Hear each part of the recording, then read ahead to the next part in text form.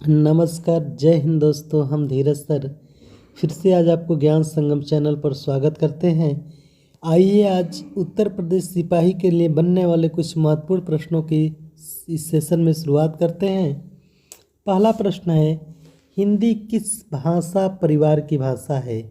तो हिंदी भारोपी भाषा परिवार की भाषा है, अर्थात भारत और यूरोप से मिलने के कारण इसका नाम भारोपी रखा गया और हिंदी भारोपी भाषा परिवार की बात किया जाए तो 4 भाषा परिवार होती है, जिसमें सबसे बड़ा भाषा परिवार होता है भारोपी भाषा परिवार, जो कि 73% भारोपी भाषा परिवार है। आगे हम बात करेंगे, भारत में सबसे अधिक बोली जाने वाली भाषा कौन सी है? तो भारत में सबसे अधिक क्या बोली जाती है? हिंदी। और दूसरे स्थान पर किसका नंबर है? तो बंगाली का। और तीसरे स्थान पर कौन सा है? तो तीसरे स्थान पर है तमिल का। तीसरे स्थान पर तमिल भाषा बोली जाती है। आगे हम बात करेंगे, हिंदी भाषा का जन्म हुआ है। हिंदी भाषा का जन्म किससे हुआ है? सबसे पहले आई क्या? संस्कृत। संस्कृत से क्या निकल के आया? पाली। पाली से क्या? प्राकृत। प्राकृत से क्या आया? अपभ्रंश। अपभ्रंश से क्या आया? अपभ्रंश। अपभ्रंश से हिंदी भाषा। तो हिंदी भाषा का जन्म किससे हुआ? तो हिंदी का जन्म अपभ्रंश से हुआ है, इसलिए अपभ्रंश से विकल्प हम उत्तर देंगे। अगला प्रश्न दिया है, निम्नलिखित में से कौन सी बोली अथवा भाषा हिंदी के अंतर्गत नहीं आती है? तो हिंदी के अंतर्गत कनौजी भी आती है, बांगड़ू भी और अवधी, ये तीनों आती हैं। कौन सा नहीं आएगा? तेलुगु भाषा, जो हिंदी भाषा के अंतर्गत नहीं आता है। जो मूल संविधान में हमारे 14 भाषाओं को मान्यता थी, वर्तमान संविधान में हम देखें तो 22 भाषाओं को मान्यता मिल चुकी है। अगला प्रश्न देखें, हिंदी की विशिष्ट बोली ब्रज भाषा किस रूप में सबसे अधिक प्रसिद्ध है? तो सबसे अधिक काव्य भाषा के रूप में प्रसिद्ध है। भारतवर्ष में हिंदी को आप किस वर्ग में रखेंगे? भारतवर्ष में हम हिंदी को राजभाषा के अंतर्गत रखेंगे, क्योंकि संविधान के भाग 17 में अनुसूची कौन सी है? 8वें नंबर की अनुसूची है। आर्टिकल कहाँ से कहाँ तक? संविधान के आर्टिकल 343 से लेके 351 तक। जो ये 8 अनुच्छेदों में 343 में यह कहा गया है, भारत की एक राजभाषा होगी, अर्थात जिसका नाम हिंदी होगा, और उसकी लिपि क्या होगी? देवनागरी। यह किस अनुच्छेद में कहा गया है? आर्टिकल 343 में कहा गया है। अगला प्रश्न है, ढूढ़ारी बोली है। ढूढ़ारी बोली कहाँ की है? तो पूर्वी राजस्थान की बोली है। अगला प्रश्न है, ब्रज बोली नाम से जाना जाता है। ब्रज बोली नाम से किसको जानते हैं? तो ब्रज बोली नाम से हम पुरानी बंगला को जानते हैं। अगला प्रश्न है, निम्नलिखित में से कौन सी भाषा देवनागरी लिपि में लिखी जाती है? तो कौन सी भाषा देवनागरी में लिखी जाती है? तो जो मराठी है यह देवनागरी लिपि में लिखी जाती है। हिंदी भी देवनागरी। कहने का मतलब ये है कि जो भाषा लेफ्ट से राइट अर्थात बाएं से दाएं क्रम में लिखी जाती है, उसकी लिपि बाबू क्या होती है? तो देवनागरी होती है। बिल्कुल इसको याद कर लीजिएगा, देवनागरी लिपि से लिया गया है। ये एक दोहा टाइप से दिया गया है, इसमें पहचानना है ये कौन से भाषा का प्रयोग हुआ है। कि एक मनई के दुई बेटवे रही, ओहमा लहुरा अपने बाप से कहिस, दादा धनमा जौन हमार बखरा लागत होए तौन हमका दई दा। यह अवतरण हिंदी के किस बोली में है? तो यह हिंदी के किस बोली में है? तो अवधी बोली में है। ऐली गैली खैली भोजपुरी में बोलते हैं। तेरे को मेरे को जाना है खाना है, ये सब हम खड़ी बोली के अंतर्गत बोलते हैं। निम्नलिखित में कौन सी भाषा संस्कृत भाषा की अपभ्रंश है?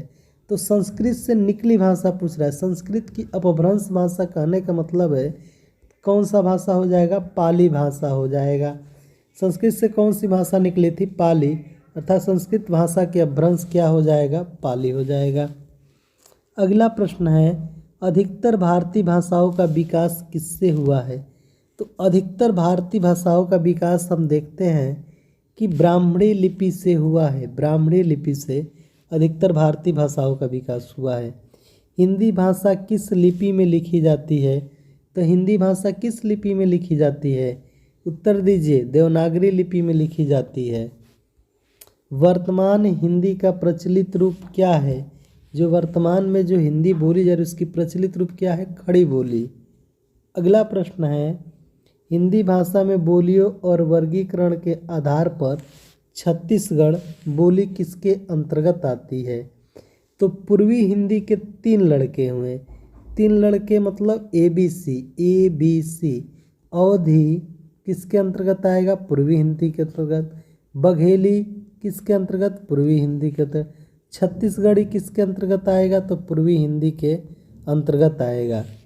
तो पूछा गया है छत्तीसगढ़ बोली किसके अंतर्गत? पूर्वी हिंदी के अंतर्गत आएगा। निम्नलिखित में से कौन सी पश्चिमी हिंदी की बोली नहीं है? कौन सी बोली पश्चिमी हिंदी की बोली नहीं है? पश्चिमी में बुंदेली बोली जाती है, ब्रज भाषा बोली जाती है और कन्नौजी, यही 3 भाषाएं बोली जाती है। कौन नहीं है? तो बघेली पश्चिमी हिंदी की भाषा बोली नहीं है। भारतीय संविधान के किस अनुच्छेदों में राजभाषा संबंधी प्रावधानों का उल्लेख किया गया है? अभी ये चर्चा किए हैं। अनुच्छेद 343 से लेकर अनुच्छेद 351 तक हमारे संविधान में चर्चा किया गया। पूछ दे किस भाग में चर्चा किया गया? तो भाग 17 में। किस अनुसूची में पूछ दे तो अनुसूची किस अनुसूची हो जाएगा? 8वीं अनुसूची हो जाएगा। दक्षिण भारत हिंदी प्रचार सभा का मुख्यालय कहाँ है? तो इसका मुख्यालय कहाँ है? चेन्नई में है। दक्षिण भारत हिंदी प्रचार सभा का मुख्यालय दक्षिण में कहेगा चेन्नई। यही सवाल दे केंद्रीय हिंदी निर्देशालय का गठन कहाँ हुआ है या कब हुआ है? तो 1960 में नई दिल्ली में केंद्रीय हिंदी निर्देशालय का गठन हुआ है। अगला प्रश्न है, हिंदी भाषा के विकास का सही अनुक्रम दर्शाना है। यहाँ पे कैसे हिंदी भाषा का विकास हुआ है? सबसे पहले संस्कृत से क्या आया? पाली आया।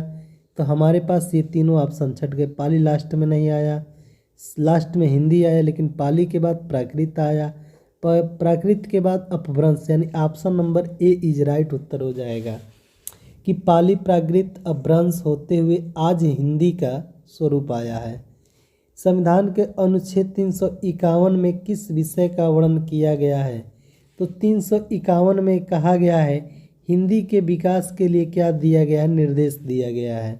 संघ की एक राजभाषा होगी, किसमें कहा गया है? अनुच्छेद 343 यानी 343 के अंतर्गत कहा गया है। अगला प्रश्न है, ब्रजभाषा है, ब्रजभाषा क्या है? तो ब्रजभाषा पश्चिमी हिंदी के अंतर्गत आता है। मगही किस भाषा की बोली है? तो मगही बिहारी हिंदी की बोली है। बिहारी में मगही, मैथिली और भोजपुरी, मगही, मैथिली और भोजपुरी किसकी है? तो ये बिहारी हिंदी के अंतर्गत आता है। अगला प्रश्न, हिंदी बोली किस अपभ्रंश से विकसित हुई है? तो हिंदी स्टॉक बोली किस अपभ्रंश से विकसित हुई है? तो यह सौरसेनी अपभ्रंश से विकसित हुई है। अगला प्रश्न है, भारतीय राज्य भाषा के आधार पर पुनरुद्धार संरचना की गई है। तो कब इसकी संरचना की गई है? तो इसकी भाषा के आधार पर गठित होने वाला पहला राज्य कौन सा है? तो आंध्र प्रदेश। इसका 1953 में गठन हुआ, लेकिन मान्यता इसका कब मिला था? 1956 में। यहाँ भारतीय राज्यों की भाषा के आधार पर पुनरुद्धार संरचना कब की गई थी? तो 1956 में किया गया था। अगला प्रश्न है, मुख्य आधार भाषा किस राज्य का गठन हुआ था? मतलब भाषा के आधार पर कौन से राज्य का गठन हुआ था? तो आंध्र प्रदेश राज्य का गठन हुआ था। कब हुआ था? 1953 में इसको भाषाई विलय के आधार पर गठन किया गया था। अगला प्रश्न है, बंगाली बोली का संबंध किस उपभाषा से है? किस उपभाषा के अंतर्गत बंगाली भाषा आती है? तो पूर्वी हिंदी के अंतर्गत आता है बंगाली बोली का संबंध। अगला प्रश्न है, किस तिथि को हिंदी को राजभाषा बनाने का निर्णय लिया गया?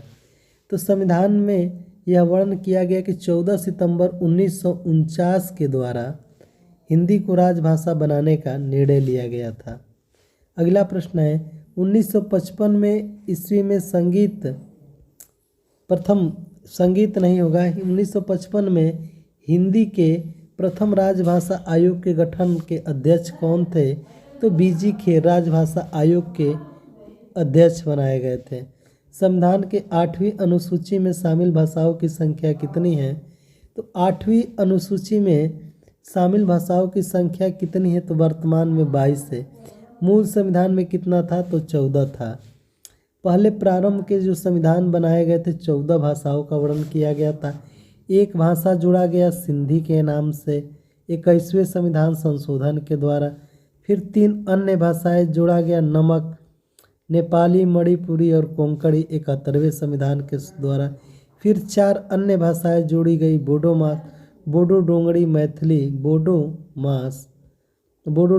मैथिली और संथाली 91वें संविधान संशोधन के द्वारा जोड़ा गया। आगे हम देखेंगे हिंदी की आदि जननी कौन है। अगर कह देगा हिंदी की जननी कौन है तो हिंदी की जननी अपभ्रंश है, लेकिन सवाल बना दिया आदि जननी तो किससे हम उत्तर देंगे? संस्कृत को मानेंगे। आदि जननी यानी माता की माता कौन है। अगला प्रश्न है 8वां विश्व हिंदी सम्मेलन 2007 में आयोजन स्थल क्या था? 8वां जो हिंदी सम्मेलन हुआ था वह हुआ था न्यूयॉर्क में।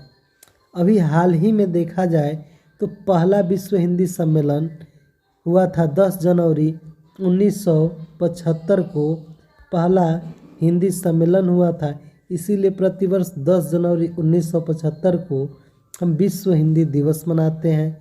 14 सितंबर 1949 को पहली बार क्या किया गया था? 1949 को राजभाषा मनाया गया। इसीलिए प्रतिवर्ष राष्ट्रीय हिंदी दिवस 14 सितंबर को मनाया जाता है। अगला प्रश्न है निम्नलिखित में से कौन सी भाषा भारोपी परिवार की भारोपीय लिख दिया है इसमें भारोपी परिवार की भाषा नहीं है। तो कौन सी भाषा नहीं है? तो जो मलयालम है ये भारोपी भाषा परिवार की भाषा नहीं है। हिंदी दिवस कब मनाया जाता है? कौन से दिन मनाया जाता है? तो 14 सितंबर को मनाया जाता है। अर्धमागधी अपभ्रंश से विकसित बोली का क्या नाम है? तो उसका क्या नाम है? बंगाली।